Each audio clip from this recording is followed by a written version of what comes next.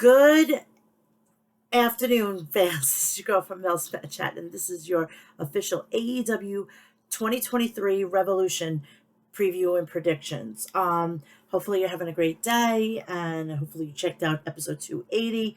And you know the whole deal that when I do preview and predictions, I end up doing the go home show, which now, because of this whole situation with Ring of Honor, I will be including this in the preview and predictions due to the fact is that, in the pre-show tonight, we're going to have some representative from Ring of Honor. So I'm only going to do that. I'm going to give this about a month. I'm going to incorporate it within our in the weekly podcast. So just bear with me and everything, and hopefully that it will take on, like, I'll get used to everything, get used to the players and everything like that. I know that I used to cover what is it called? I can't think of it off the top of my head. What is it called? MLW. It's just that they keep moving and I can't keep up with that. I do watch it, but I just can't keep up with them moving, and then I gotta somehow place it into the show, yada yada yada. So I'm just like, you know what? Enough, okay? So today is Revolution, and it's going to be a really decent show tonight. Hopefully, people who have to get early tomorrow don't have to get up and stay up till 1 or 2 o'clock in the morning to just watch this pay-per-view, because this is getting a little monotonous. TK, 12:30, 1 o'clock, I feel like I'm watching that on WrestleMania every fucking year. Not even WrestleMania goes past 11 o'clock anymore. Thank Christ. So, it's going to be a decent show. And then we're going to have an Iron Man match. We're going to have a Texas Death match. And we're going to have a triple threat match for the AEW Women's Championship. And we're going to have trios action and so much more. We're going to have Chris Jericho. We're going to have we're going to have Jungle Boy. We're going to have a bunch of different people and different facets of AEW. Now, I have been with this company since Jump Street. All right, I have supported it. I have actually bought merchandise. I never thought in a million years that I could buy merchandise from AEW, and I've like said to myself, I'm going to be loyal to WWE, and making sure that they're going to thrive, and making sure that I'm still being loyal to the company that got me to this dance of being a fan of professional wrestling. I've had to pull myself away from WWE, which thankfully that I can do still the coverage from WWE with the help of Ringside News. I see what I see on Twitter, and that's where I base my opinion off of it. Because I can't physically sit down and watch the product, knowing that Vince McMahon is back. And please don't tell me that he's back just to sell the company. Please, I mean, come on. You have fucking 3 or 4 matches that are basically fucking Vince McMahon. Stop eating the shit. Stop sucking Vince McMahon's ass. And open your fucking eyes. Get your head out of his ass and see with your eyes. He's booking WrestleMania without booking WrestleMania. He calls up fucking Paul. Hey, Paul, I want this, this, and this. No, I don't think it's a good idea. Do it. And if I'm lying, I'm dying, people. All right? So now TK is basically kind of getting on that Vince McMahon booking. He just books the book. I like substance. I'm sorry. I am not going to go to a restaurant and they're going to serve me a steak and that's it. Doesn't come with sides. Doesn't come with salad, soup, whatever. I go to a restaurant and I'm paying X amount of money. I want the most bang for my buck. because I'm not paying. Like when I go to Starbucks, all right, I go to Starbucks pretty well maybe twice a week, give or take. I treat myself. Yes, I treat myself. And I usually, if it's a hot drink, I get the latte because the straight coffee stinks. And I'm not going to drink what I drink at home out. I'm going to get a latte. But I also tailor it. Like I found out that in Starbucks, they'll give you the low fat milk. I don't want low fat milk. I want whole milk. So, all right. And I like it extra hot because I am not paying $6, $7, $6, $7 for a cup of coffee. That's ludicrous. Okay. The weather is going to be starting to get warmer, and I'm going to be switching to more of a cold brew situation or a nitro brew. So what I do is for the nitro brew, I have everything that I have in my regular cold brew, which is the flavoring of vanilla, French vanilla, my creamer, and then I have anything else I want to put it into it. All right, I get the biggest size for the nitro brew, but see the thing is I get a Trenta cold cup, fill it with ice, and I pay half the price. All right, I'm not paying $6, $7 for knowing that I can get the same amount of coffee and I get 2 cups out of it. More bang for my buck. I like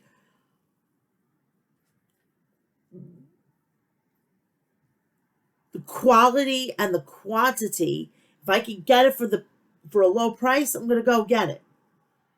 I don't want to pay $6, $7 for a vast amount of coffee and it tastes like shit. All right. I know what to do. So apparently Triple H knows how to do it because he's done it in takeovers. He's done it in on TV, and he booked fucking goddamn Clash of the Castle.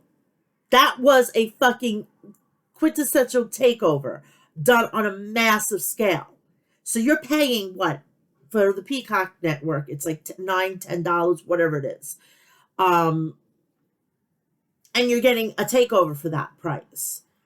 I don't know about you, but that is what I want every time for a pay-per-view or a premium live event. So tonight is going to be a test for TK because it's been a kind of a like the 900-pound elephant in the room. Are you going to address it or are you going to just continue on doing it? And he's going to probably continue on doing it because he doesn't know any better. So for all the people that thinking that he should be buying WWE, he can't even book fucking Ring of Honor properly. All right? He can't even book AEW properly. You want to continually have these great matches, but how did we get there? It's ludicrous to even think about that. So all in all, it's going to be a great Sunday night. I'm going to enjoy a couple of beverages. I'm going to have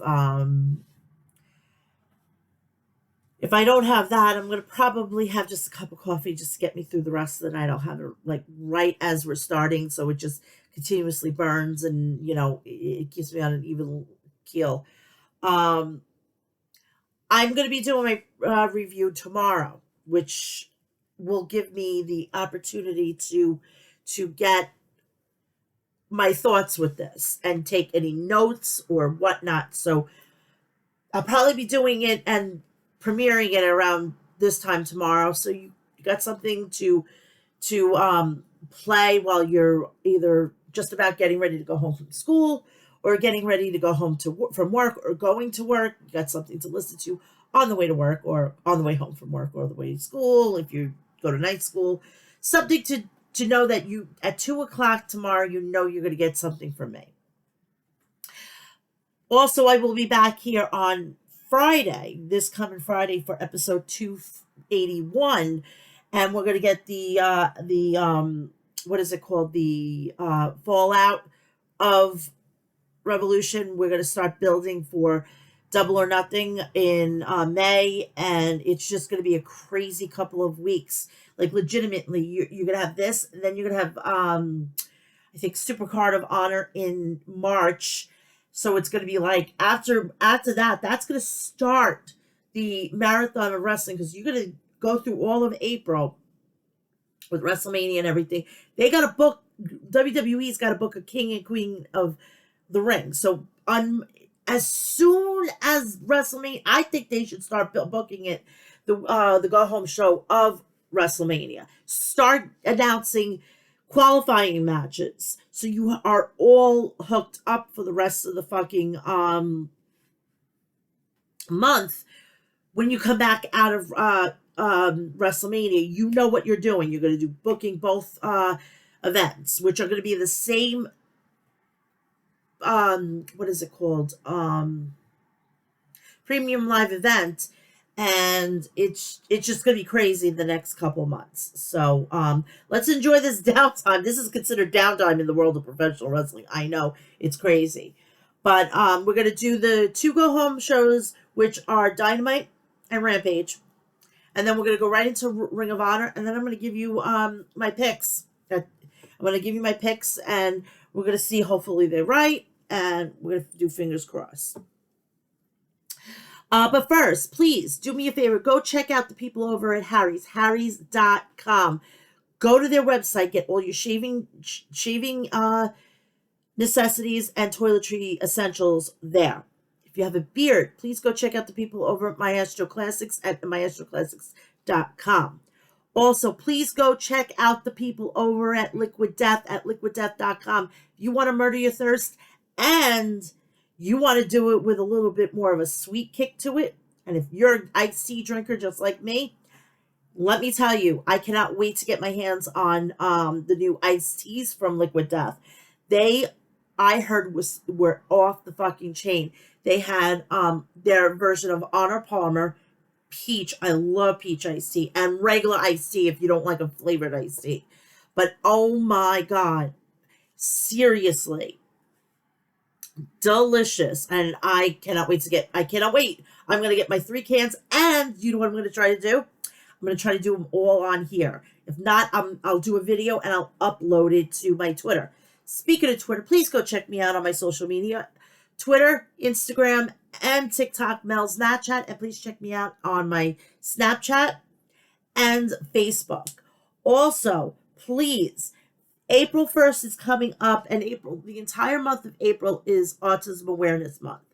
But on April 2nd is World Autism Awareness Day. Please do me a favor. I'm an advocate. I've been an advocate before advocacy became cool, a la Paul Heyman. I'm an autistic advocate because my son is autistic, and I am his voice. I am the voice of I'm the voice of the voiceless, basically. And every year that we try to shine a light on this cause, it's not mainstream because nobody's dying, which pisses me off about WWE because they're constantly with the cancer and constantly with terminal diseases. This is actually a fucking problem because, seriously, I'm telling you, people have to spend mega money to get their kids to be, being able to get them help and everything, which diminishes their income, which makes it hard for them to go take them on vacations, like to Disney World, to random state parks or national parks and everything. And it's not fair that Make-A-Wish only does dying children. They should embrace the life. Make-A-Wish. My son would wish to be able to hang out with the New York Jets. I can't do that. I can't give that to him because of obvious money situations. But I would like to say, hey, can you make my son's wish come true? This would make this would actually help him. And who knows, if he gets to meet them, maybe there's a miracle and he could actually start talking. That is what I am advocating for organizations and organizations that are like make a wish. Why do you focus in on the death? You know, kids that have autism and have epilepsy and all that stuff, they have wishes too. Shouldn't they be treated the same way? Oh, because they're not dying, because they're not going to be dead, and they're not going to remember anything because they're going to be dead. How about the kids that can remember? Maybe it's that one time that they get to see maybe Tinkerbell or a one of their idols in sports and everything. Maybe that time with them, maybe they'll get to talk, and then they could take that moment and they could start talking to the parents and the family members of of their family and their moms, their dads, their siblings, etc., to say, remember when we went to here, and then you build on that speech, and then they could be speaking. It's a beautiful thing. But I understand if it's not death, it doesn't count. All right? But that's the way I feel, you know. So seriously, please, please do me a favor. Take a picture, take a video, take whatever. Tag me into it. Hashtag it World Autism Awareness Day. And please wear the color blue, because I deal with this on a everyday basis. It's just not a day and then it goes away. It is life for me. I deal with this 24/7, 365. I do not get a break.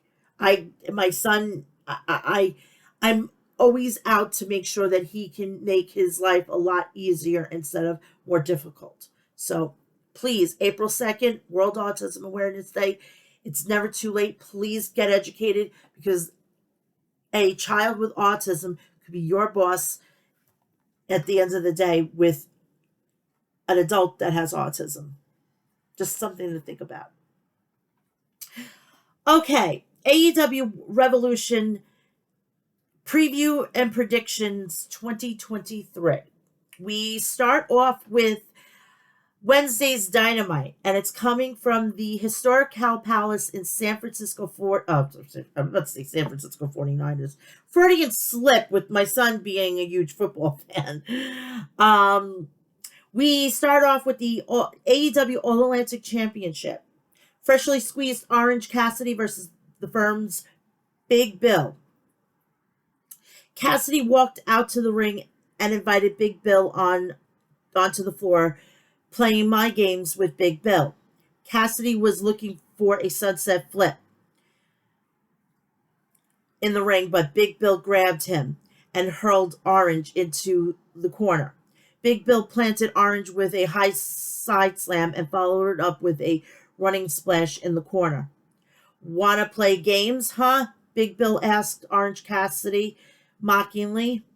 Big Bill booted Orange out of the ring. Stokely Hathaway cleared off the timekeeper's table. He and Big Bill moved the table towards the ramp. Big Bill wanted to chokeslam Orange through the table, but Cassidy fought back. Cassidy jumped off the ring steps trying for the Orange punch, but Big Bill blocked him and countered with a chokeslam through the table. Danhausen came down to the ring to keep Stokely's antics at bay. Big Bill ragdolled Orange with a full Nelson. Cassidy dropped to the mat to escape. Danhausen was going to curse Stokely outside the ring, but Big Bill held Danhausen back with Stokely clubbed him with his arm cast. Orange jumped outside with a tope and dazed Big Bill with a dropkick, sending Big Bill hard into the metal ring steps. Back in the ring, Orange connected with a Stundog Millionaire and spiked Big Bill with a DDT. Orange connected with two Orange punches. Orange jumped off the top, blasted Big Bill with a third Orange punch, and pinning him. I'm sick of this this Danhausen shit. It's ridiculous.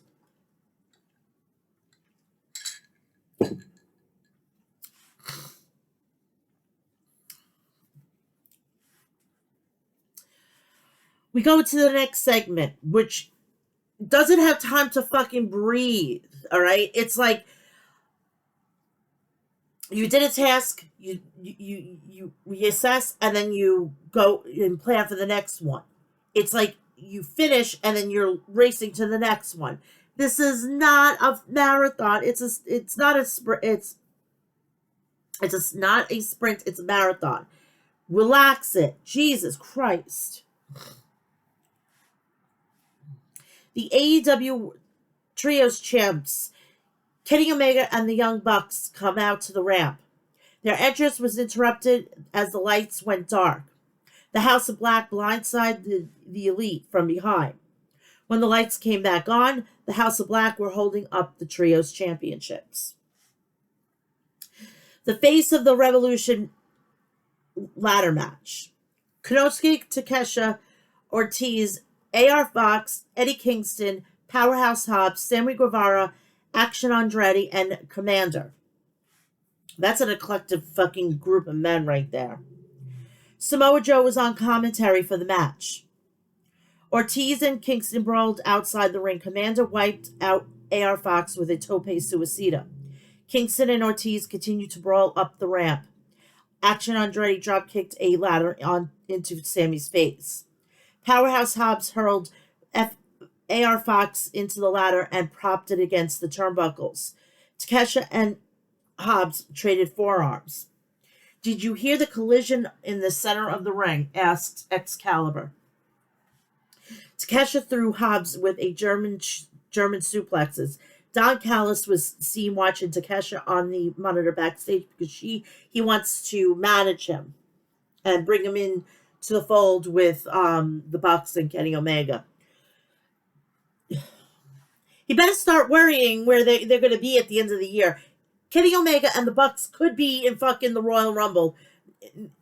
Quite possibly if fucking TK doesn't nail them down. And he should be doing that right now. Everything else should be second. Those three should be locked down immediately. Unless they're going to pull a fucking goddamn Cody Rhodes. And you know fucking Nick Khan is salivating to the point that if he lands them, he is going to have a job for the rest of his life in WWE. And that is not even fucking remotely false. All right? If he lands those three on top of a maybe Jay Lethal and a possible fucking Kota Ibushi, Nick Khan legitimately fuck Vince McMahon if he tries to finagle himself to run the company. The people who buy WWE is going to fucking say, what have you done for me lately, Mr. McMahon? What have you done for me lately? You know what? Nick Khan has signed Kenny Omega, Kota Ibushi, Jay White, and the Bucks. We don't need you. We got him. He's doing a bang-up job. Everything is running smoothly. Get the fuck out. Sorry, I had to get on that. I go off sometimes, and it's not even funny.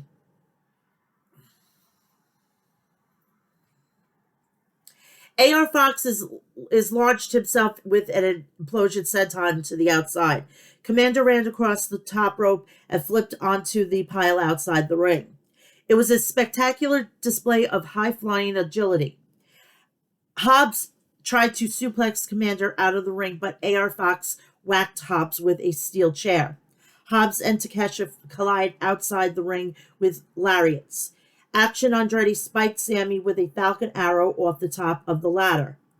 Commander climbed to the top of the ladder, reaching the brass ring, but Takeshita met him up there and blasted him with a blue thunder bomb off the ladder. Takeshita climbed up the top of the ladder, but Action Andretti springboarded to the top. Daniel Garcia jumped into the ring and shoved the ladder down. Sammy Guevara, which this was stupid.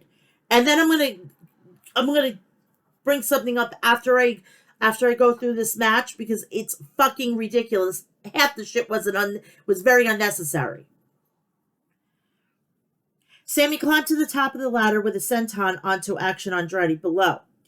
Garcia picked up Sammy and carried him up the ladder in the center of the ring. Takeshita shoved them off the ladder. Takeshita climbed up the ladder, but Powerhouse Hobbs ran in and plowed into the ladder, knocking Takeshita down. Hobbs climbed up and grabbed the brass ring and won the match. Hobbs marched up the ramp and it was about to confront Samoa Joe until Wardlow walked in onto the ramp. Security rushed out, but Wardlow wiped them out while Samoa Joe made his escape. All right. First, Sammy did not have to do that fucking spot. That was reckless. That's number one. Number two,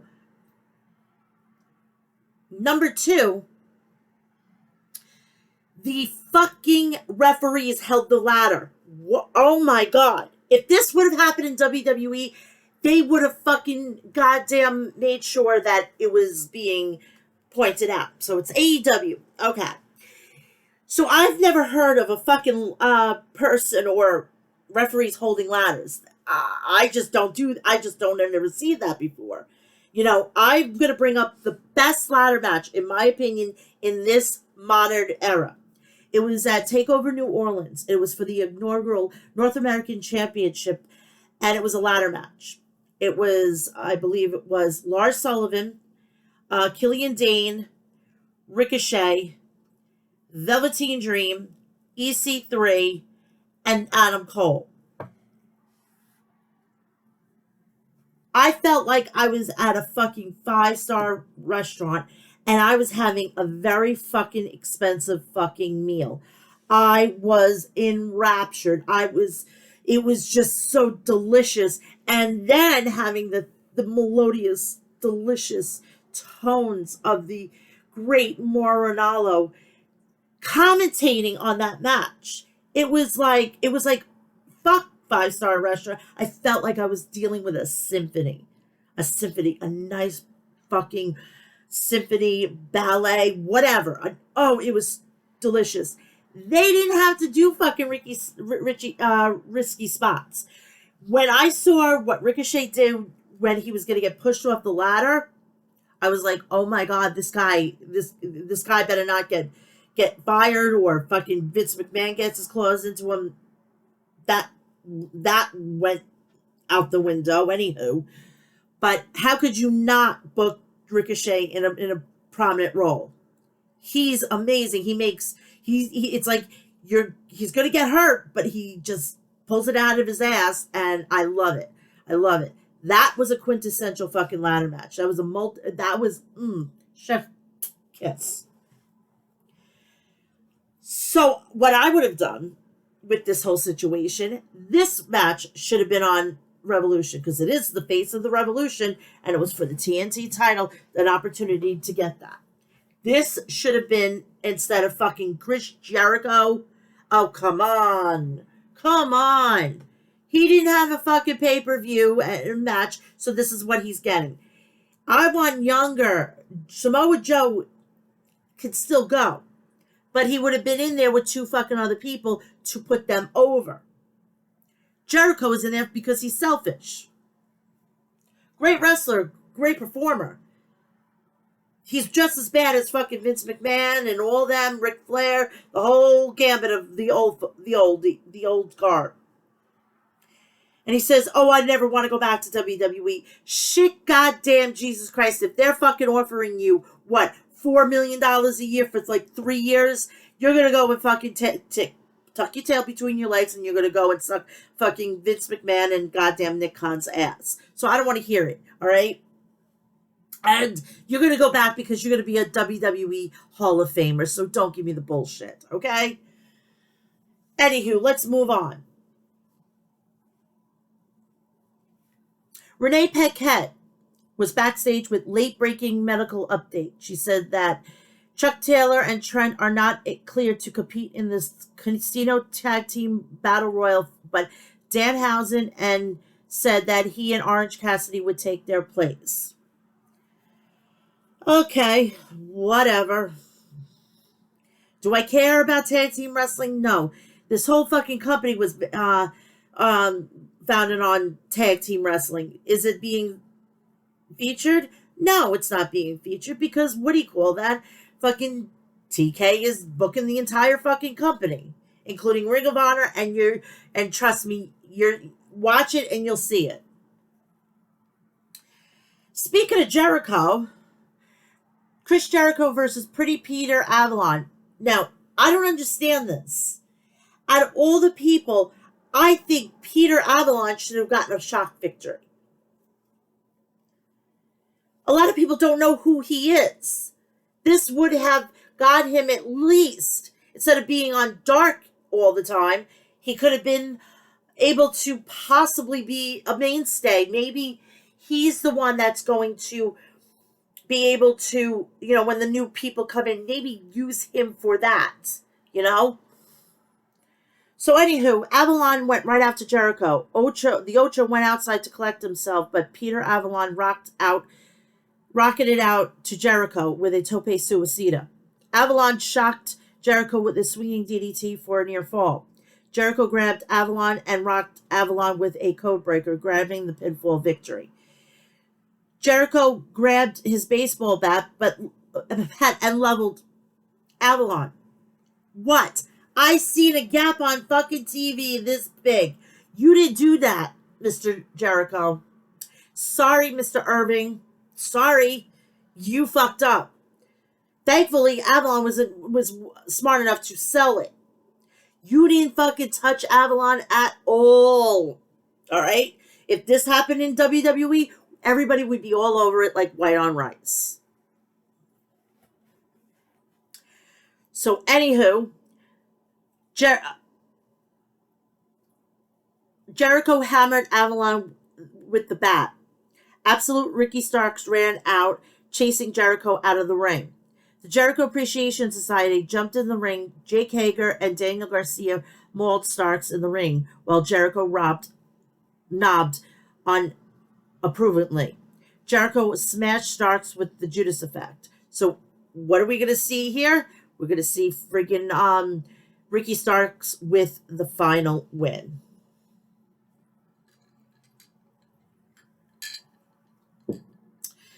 Christian Cage is being interviewed by Renee Paquette. I am telling you, Renee Paquette does not belong in the middle of the ring. She's not a middle of the ring type of interviewer. She's backstage. She doesn't work out. She just doesn't fit there. She doesn't fit there at all. Leave her backstage. She didn't even do well in WWE, so it's not like I'm, favoritism here. She was better backstage, and of course, she was decent on the fucking mic. But that's another thing. She was married. She is married to Jon Moxley. Don't you think that it would have been a good idea to sit down your husband and say, "Hey, I'm going to be on commentary. I need to know what finishers and what moves and clotheslines or suplexes. I need to know the difference. Can we sit down and can we go over a couple of your matches?" Point them out so I know when I'm seeing what I'm seeing, I can pick it up like, oh my God, he actually did it. Or he got that suplex on him, instead of just basically sitting there going, ooh. It's like you're getting a massage. Please, enough. Thankfully, she's not on commentary. My God. So Christian Cage, for the better part of the last 6 months, I beat Jungle Boy at will, and he's saying in 2023 he's going to win singles championship over my dead body. Now, Jack, I've been watching you some of your matches in the past month or so. Do you want to roll somebody up for a quick win, or do you want to beat someone for their championship? I show you how a real man conducts business when I smashed you with a chair and left you in a pool of your own blood and piss. You just want to win the championships so you can go home and show it to your mommy. You treat my business like a video game. You know what? Half of these fucking people do treat the wrestling business like a video game. And the king of that is TK.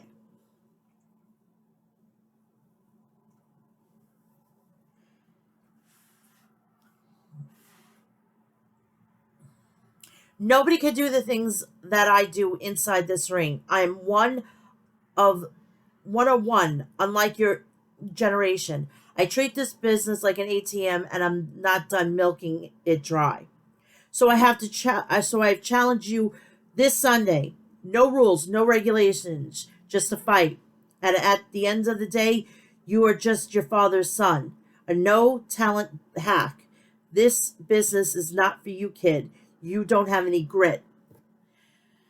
Oh, are they talking about Edge here? I mean, come on. Christian, did you have to bring that up? I mean, you're already being treated as Edge Junior or Edge, the Wish version of Edge. I mean, seriously, WWE was actually going to let Adam Cole into AEW. They fucking sacrificed your ass. They didn't want you. They wanted Adam Cole. I mean, Adam Copeland, Edge. I'm generally laughing my ass off. If everybody thought that he was in high demand and WWE also wanted him. Yeah, they wanted him, but they were going to always pair him with fucking Edge. Don't you hate that? Don't you hate that? Christian is like this second-rate Edge. It's hilarious. It's fucking hilarious. If Edge didn't have to fucking retire all those years ago, do you think he would be like fucking like he probably would have broken Ric Flair's record, and I would have been there for it always. You know, as I've grown up with wrestling in my life, I've noticed things. You know, I used to hate when the baby faces didn't get their way. Now I love heels, and I love it, and I love it. I would have loved to see what would have been with Edge if he didn't have to retire. I guarantee you, he would have been multiple WrestleManias, and he would have fucking goddamn probably been the face of WWE. Roman Reigns wouldn't have probably been in a discussion with that, because Edge was always WWE, and it would have been very shocking if he would have went to AEW. But Vince McMahon knew better. Triple H knew better. They weren't going to let the rated R superstar to go to AEW, so they sacrificed Christian. Good business move, Trips. Good business move. So the arena lights went dark after he did his spiel. On the screen, video played Jungle Boy Jack Perry. He dug a grave for Christian, a la like the Undertaker. I still had sleep in my eye. FTW Championship match. Hook versus Matt Hardy. Hook grappled Matt to the mat. Hardy fired back with right hands, rattling Hook. Hook grabbed a knee bar, but Hardy grabbed the bottom rope. Outside the ring, all ego Ethan Page shoved Hook into the steel ring post. Hook T-boned Matt Hardy. Matt Hardy countered a charging Hook with a snake eyes in the corner. Hardy dropped Hook with a side effect for a near fall. Hathaway removed his arm cast, handed it to Ethan Page, and Page rocked Hook with it.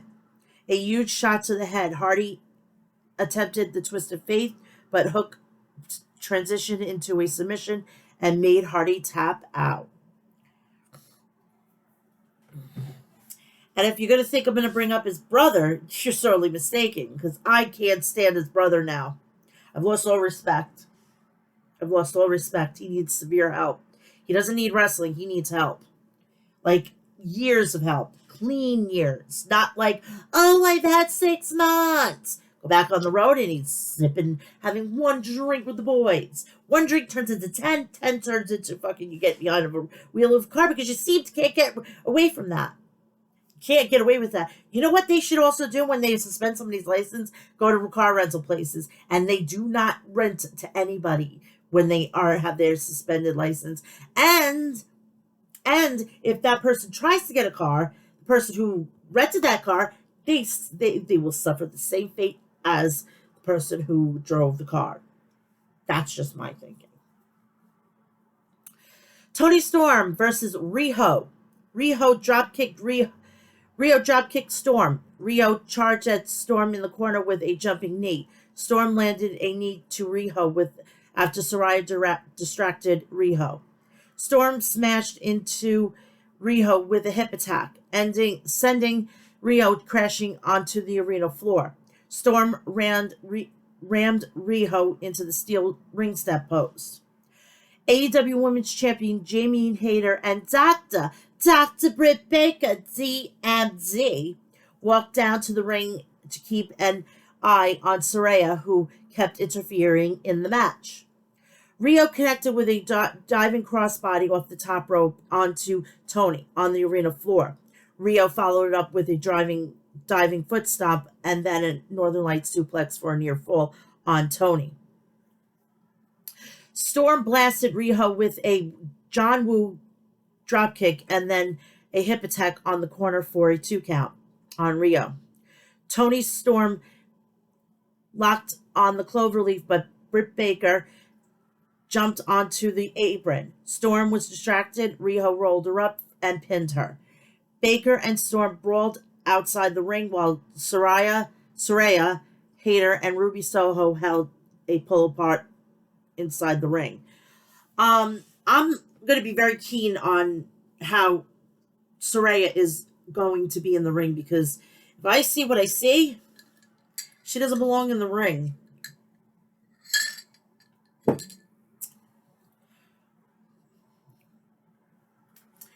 Revolution Casino Tag Team Battle Royal. Teams included The Butcher and the Blade, Angela Parker and Matt Menard, Preston Vance and Roosh, the Lucha Brothers Pentalzino Miano and Ray Phoenix, Top Flight, Dante and Darius Martin, Blackpool Combat Club, Claudio Castagnoli and Wheeler Yuta, Danhausen and Orange Cassidy, Aussie Open, Kyle Fletcher and Mark Davis, The Kingdom, Matt Tavern and Mike Bennett, Dark Order, John Silver and Alex Reynolds. The winning team will face AEW World Tag Team Champions, The Guns and The Acclaim, and the duo of Jeff Jarrett and Jay Lethal at Revolution. The Blackpool Combat Club attacked the Dark Order as the Dark Order was making their entrance. The third team out were Preston Vance and Roosh. Claudio and Roosh slugged it out with overhand chops. The Lucha Brothers were the next team to enter the match. Penta Elzino Miano dished out sling blades. Aussie Open came out to the ring next. The Blackpool Combat Club eliminated the Dark Order. Top Flight were the next team to enter, and then came the Kingdom. They double-teamed Dante Martin and then went after Darius Martin. Aussie Open wiped out the Kingdom. Josh Woods, Aria, and Tony Nese came out to the ring and whipped the Lucha Brothers into the barricades. Roosh eliminated Penta Elzino Miano. Darius dropkicked Roosh out of the ring. Aussie Open and Top Flight paired off and duked it out. Danhausen and Orange Cassidy came out to the ring next. By the way, there was no Joker. No Joker at all. Angela Parker decked Danhausen, but Orange Cassidy eliminated Parker.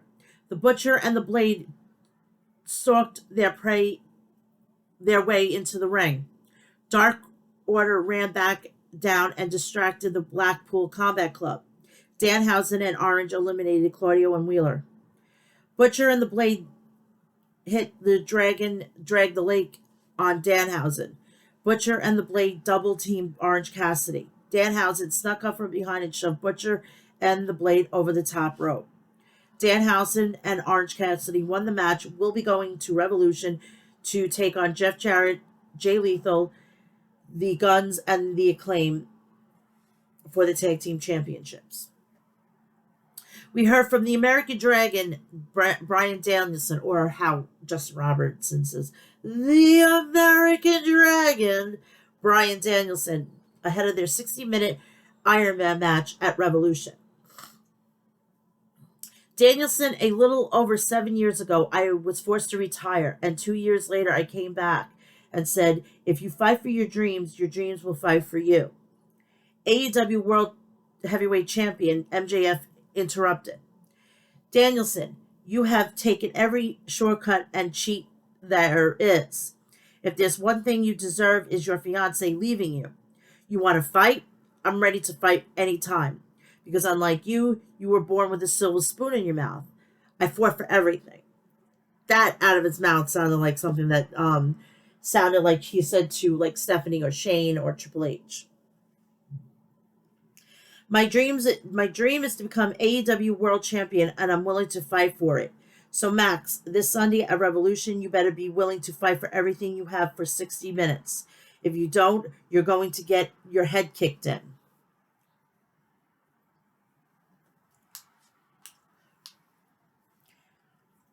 So that is that after Dynamite. Let's go on to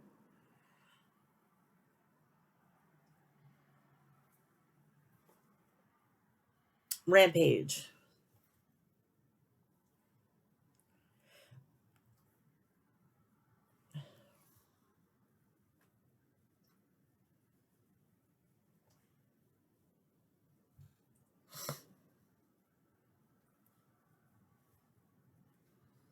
My tablet is so slow. Sorry.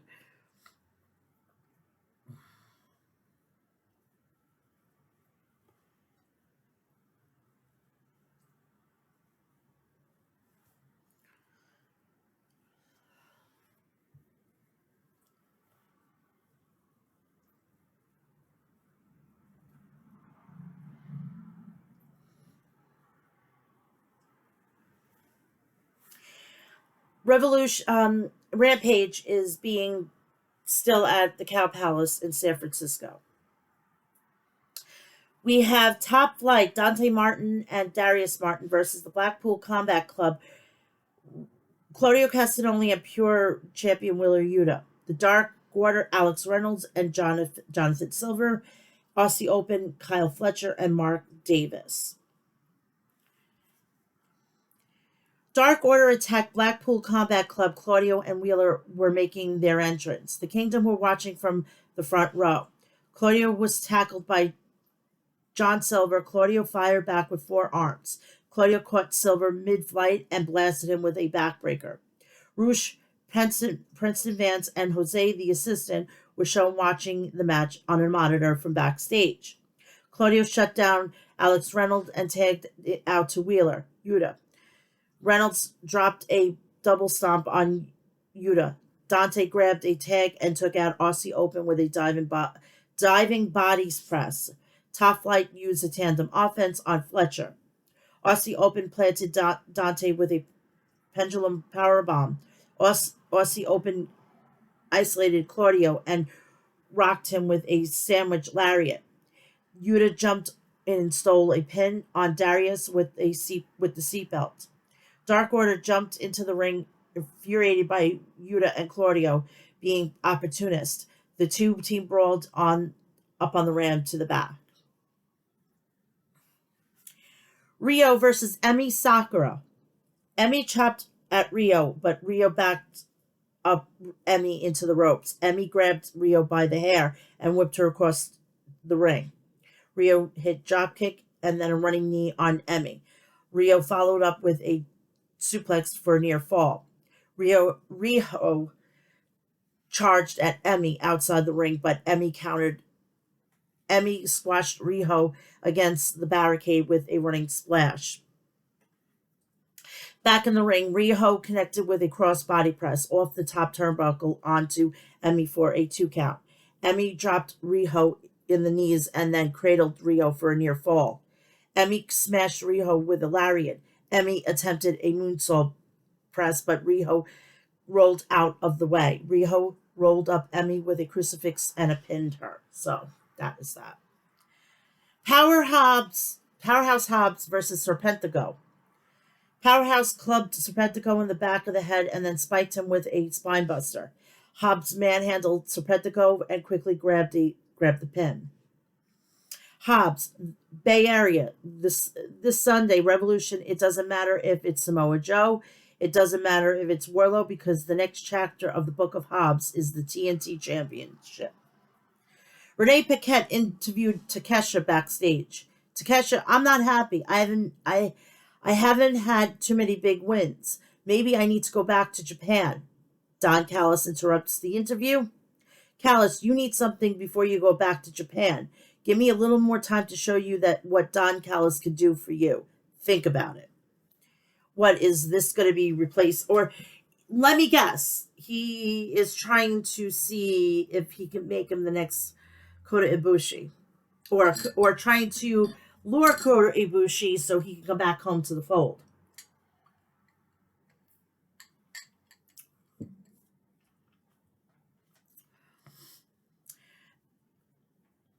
Backstage, Lucha Brothers offered to team with Mark Briscoe to face Tony Nese, Josh Woods, and Arya Daivari at 0 hour before Revolution. Main event time. Natural Dustin Rhodes and Limitless Keith Lee versus the Mogul affiliates Parker Bordeaux and Swerve Strickland. Triple H must be fucking having a Cheshire Cat grin, knowing that he wouldn't be doing what to Keith Lee what TK is doing. And he's feeling anger also. So he's younger than me, and I don't have that much gray hair. He looks fucking 45 years old, or even 50. Dear Lord. I put him with fucking Dustin Rhodes. Parker blindsided Keith at the start of the match. Keith Lee pummeled Parker in the corner. Dustin Rhodes tagged in and hammered Parker with shots to the head. Lee tagged in and backed up Parker with a big shoulder. Keith Lee pounced on Parker. Keith Lee grabbed Swerve and hurled him over the top rope. Swerve kicked Keith in the face twice. Keith blasted Swerve with some massive choke slams. Swerve fired back with diving foot stomps to Lee for a near fall. I don't know how he kicked out of that, said Tony Schiavone. Keith Lee connected with a double overhanded chops to Swerve. Keith Lee hit low crossbody to Parker. Dustin Rhodes rocked Swerve with a Canadian Destroyer. Keith Lee finished off Parker with a jackhammer power slam and pinned him. As the show going off the air, Ricky Starks confronted Jericho, and the two had a pull-apart brawl. And that was the end of AEW's component 2 Revolution. Now I'm going to go into, what is it called? Ring of Honor. Let me get to my notes here.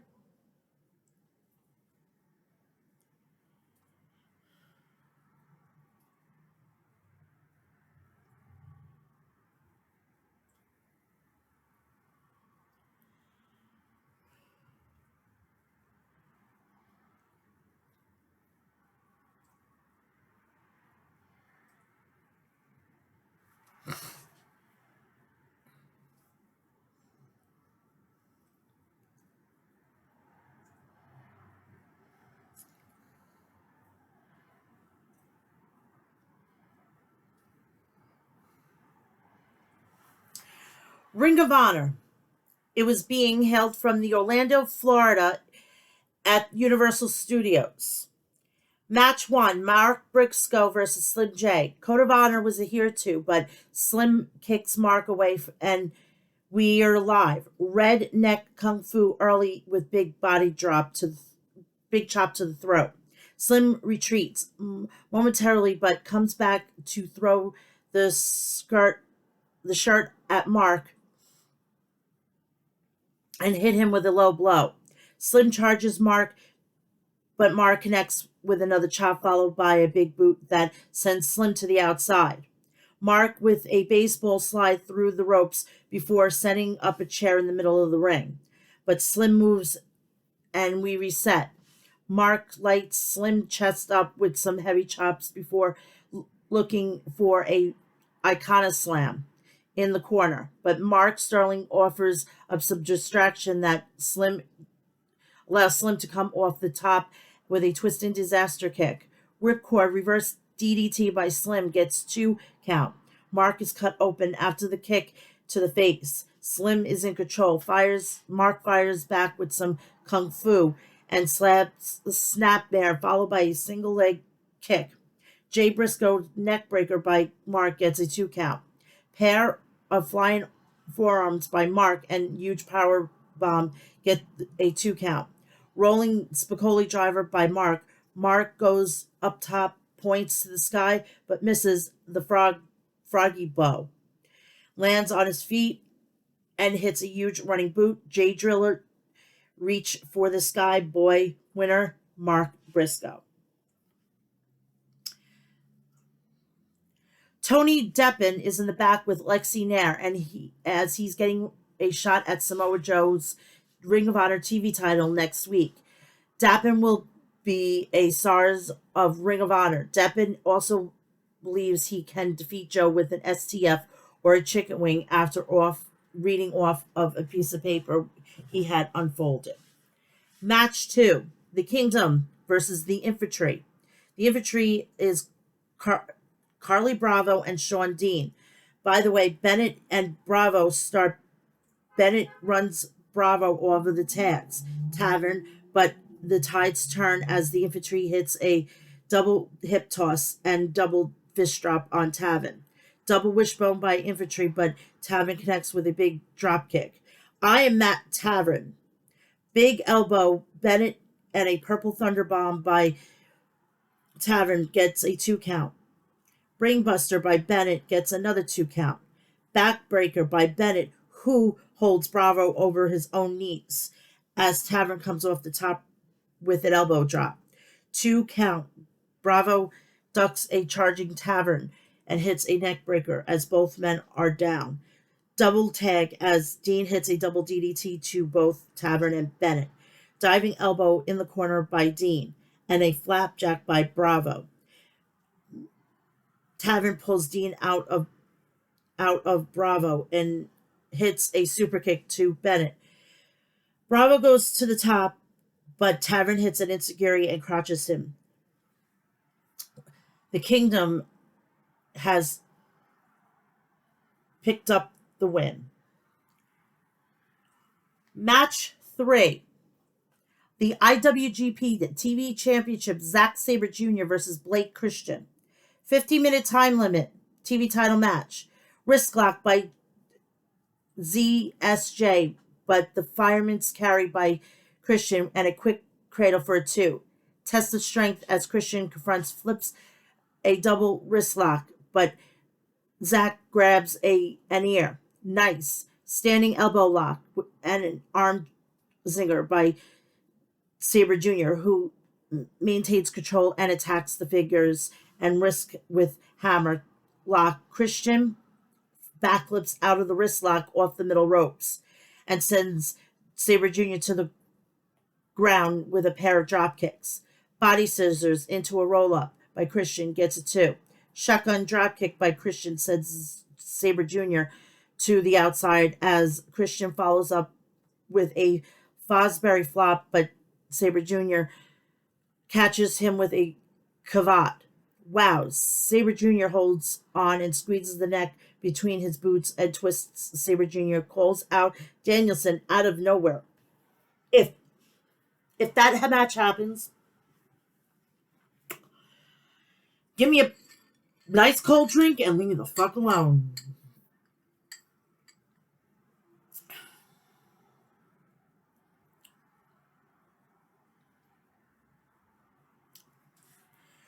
Do it. Caveat with a knee trap by Sabre Jr., almost like an abdominal stretch. Sabre Jr.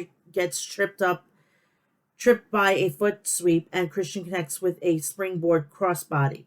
Alabama slam by Christian, followed by a slingshot into the corner. Enziguri by Christian, followed by a Saito suplex. 2 and 99.99. Front Chancery suplex by Sabre Jr. in response.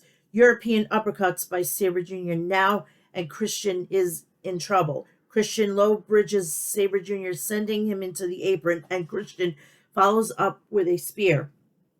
Fox Fosbury flop by Christian, and this one lands. Springboard knee from Christian lands hard. Sabre Jr. looks to be out, but he might have been playing possum as Sabre Jr. dives on a Cobra twist. Christian gets the ropes. Somehow, Sabre Jr. invites Christian to strike him, and he does, with heavy chops to the chest. Sabre Jr. with a lariat, but Christian counters with a Spanish fly. 1-2. No, Sabre Jr. looks for a Kimura, but Christian reverses it into a Death Valley driver. Spinning break buster by Christian. Another long 2. Springboard misses. Christian rebounds with a handspring kick. 450 by Christian, but Sabre Jr. catches him in a triangle.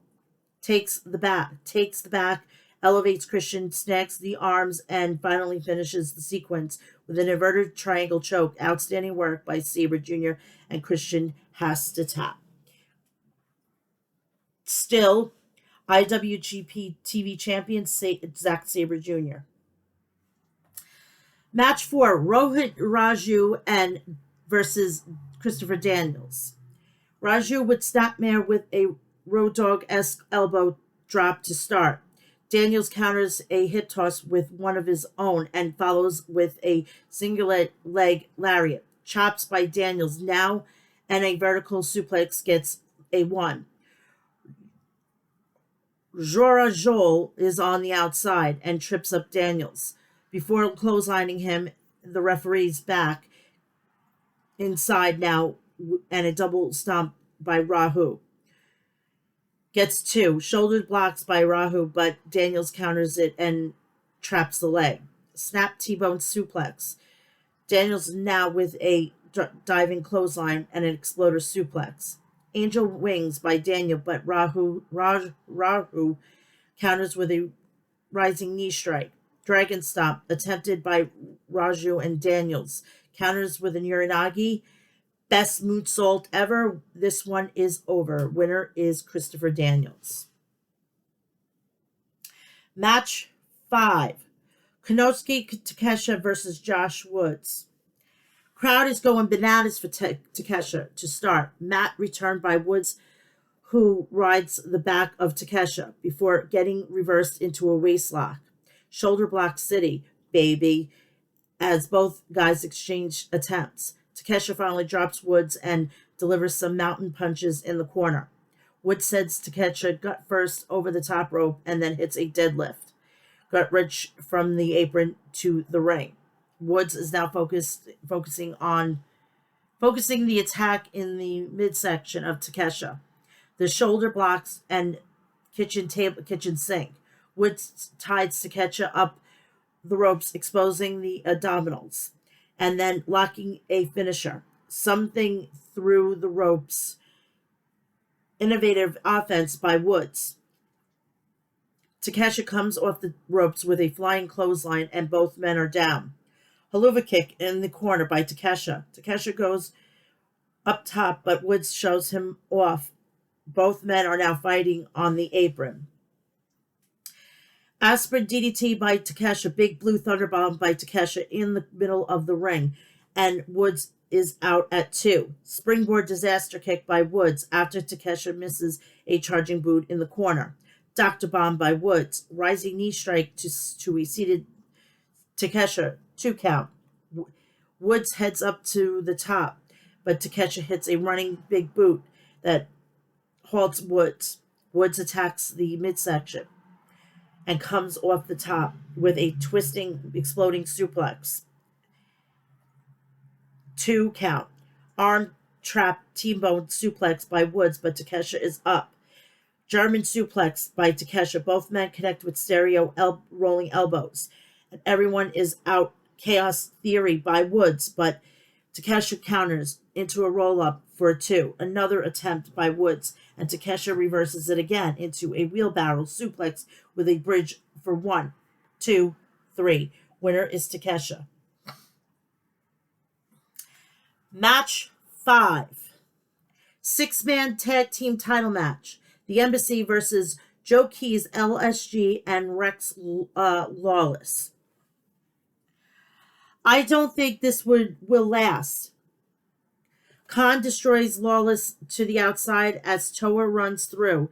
Keys, Cage, and LSG are in the ring, and LSG gets dumped into the corner and shoulders into oblivion. LSG with a dropkick to Cage, but Cage military presses him into the turnbuckles so that there's that. Khan sets LSG up on the top rope before tagging Toa, and it's a sidewalk slam on the turnbuckle. A running senton to LSG on the apron, and a deadlift suplex from the outside to the ring by Cage. MSC celebrate on the turnbuckles, but there's no pin yet. Oh, LSG eats a stereo clothesline before the Gates of Anarchy send him flying to the ceiling with a power bomb by Cage. The winner, and they retain, which is it wasn't even a title match, so the Embassy won. Match 7. Metalik versus Arya Davari. Handspring elbow by Metalik and an arm drag off the top. Sling blade, bulldog by Metalik. Shotgun dropkick off the top. Metalik and Davari retreats to the outside. Metalik looks for a baseball slide, but Slim J distracts him, allowing Davari to post Metalik on the outside. Davari is in control now with knees to the face of Metalik and a 2 count. I'm sorry, this is crazy. I can't even read my own writing today. Metalik traps himself out of the headlock, but Davari comes back with a running back elbow for the 2. Davari sets Metalik up on the top rope, but Metalik shoves him off and hits a crossbody after walking the ropes. Tilt-a-whirl backbreaker by Metalik and handspring elbow gets 2. Davari rolls to the outside, but Metalik walks the rope and dives to the outside. With a somersault senton, Metalik landed hard. Springboard splash from the apron to the inside by Metalik gets a 2. Springboard by Metalik, but Davari catches him in the back of the head with a kick. Slim J in the ring and holds Metalik, and Sterling distracts the referee, but Davari catches Slim J instead in Trust We Bust by Davari, and this one is over. Winner Arya Davari.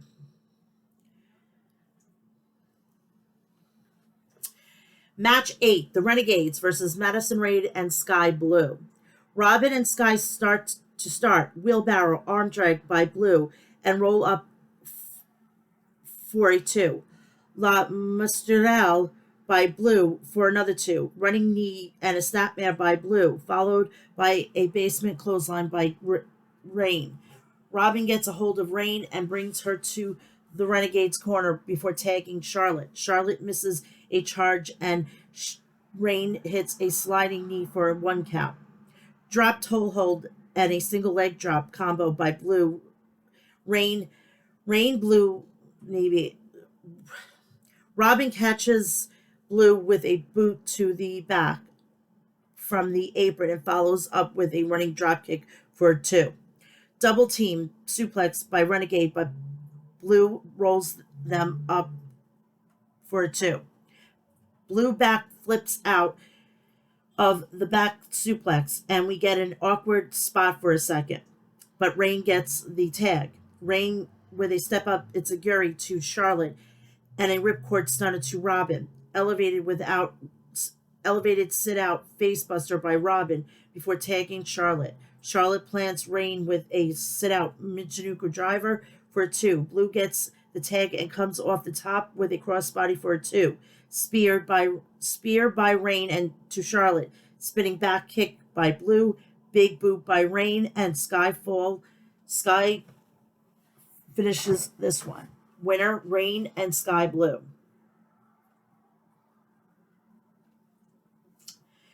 Wheeler Yuta joins Ian Riccaboni in the ring for an interview. Yuta takes issue with Riccaboni referring to him as junior member of the BCC. I hate that. I hated that. I hate when people do that. Yuta didn't become the Ring of Honor Pure Champion by accident. He surrounded himself with three of the best wrestlers of all time. Yuta said if anyone wants a shot at the Ring of Honor Pure title, they should make themselves known right now. So Timothy Thatcher comes out. Oh my God. You have no idea. I've been following this guy since MLW. He came to WWE. Oh my God. I was like saying to myself, okay, we're going to get Bryan Danielson or Daniel Bryan versus Timothy Thatcher in WWE.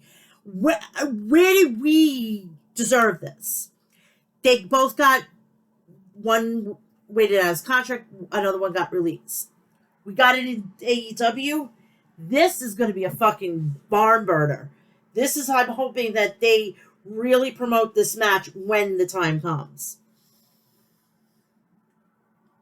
We go into match 9. Willow Nightingale versus Lady Frost. Frost is billed from somewhere cold, like Glacier. Frost with a waist lock and Willow twerks her way out. Shoulder tackle by Willow make that 2. Low crossbody by Willow gets 2.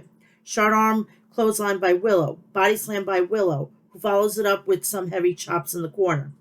Up and over by Frost and a roundhouse kick to the stomach. Rolling neck breaker by Frost and a Tejeras. Crucifix pin by Frost. Gets a 2 before both Frost and Willow have the same idea and both connect with high kicks. Running hip attack in the corner by Willow and big boot. Willow is hulking up. Spinebuster with a stack pin gets 2. Willow misses a corner, charged, and Frost catches her with an enziguri. Picture perfect moonsault by Frost. Gets a long 2 count. Willow catches a diving Frost by the stomach. Gut wrench-esque right into a Dr. Bomb, and that'll do it. Winner, Willow Nightingale.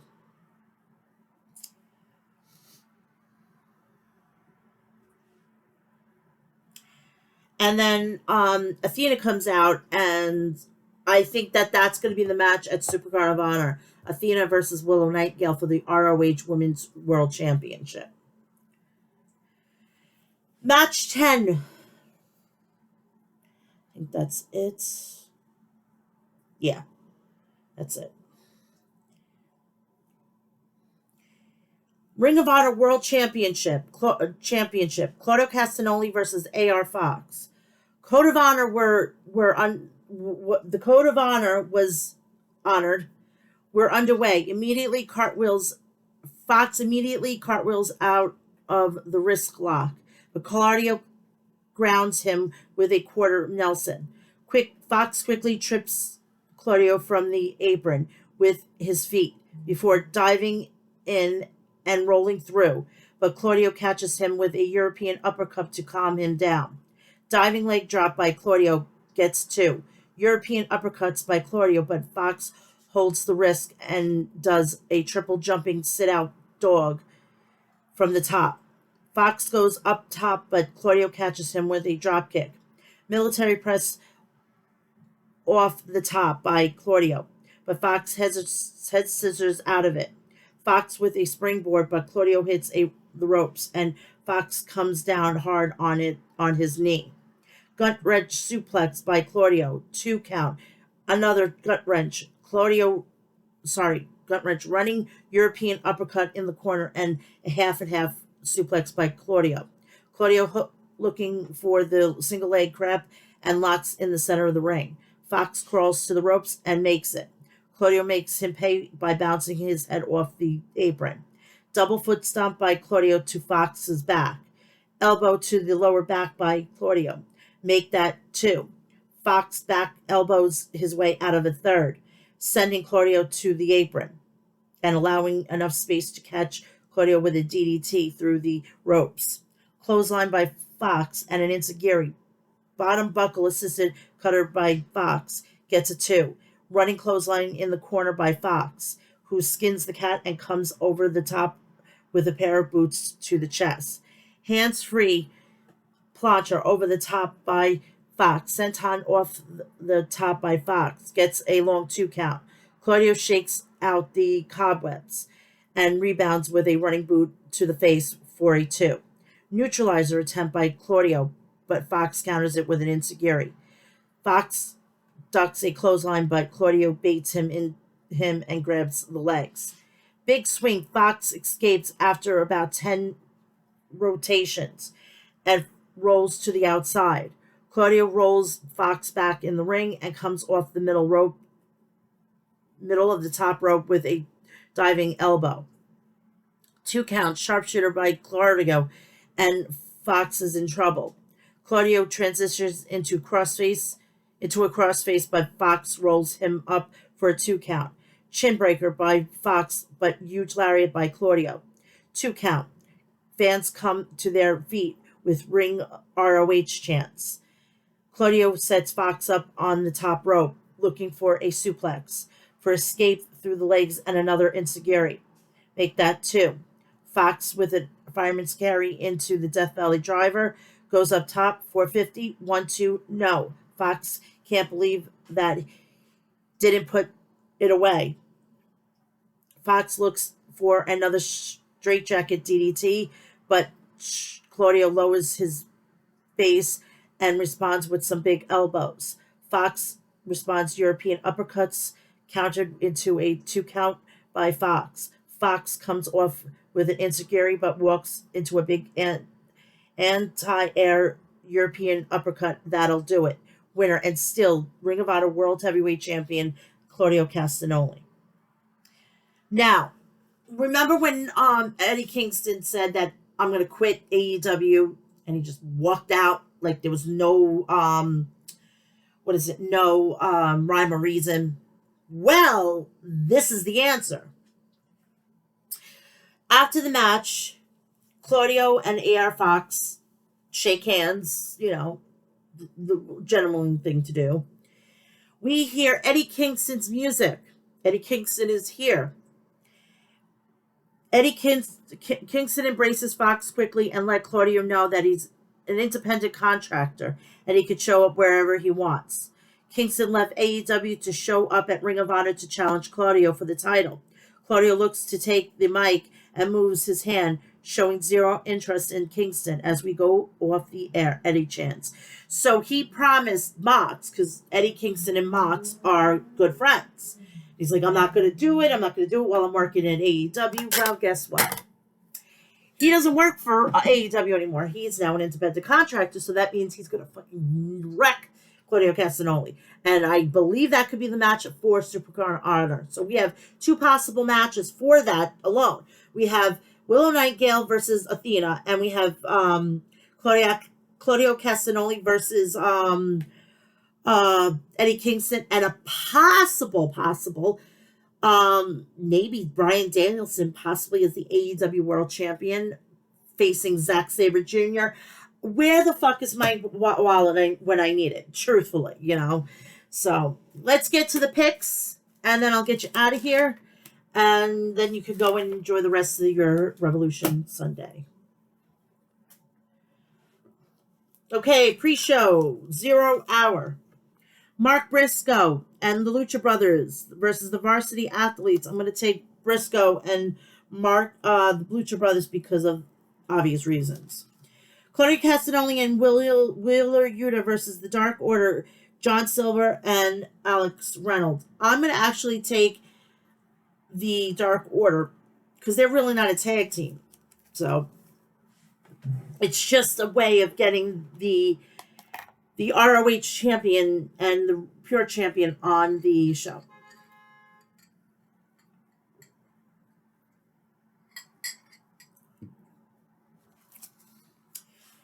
Main card.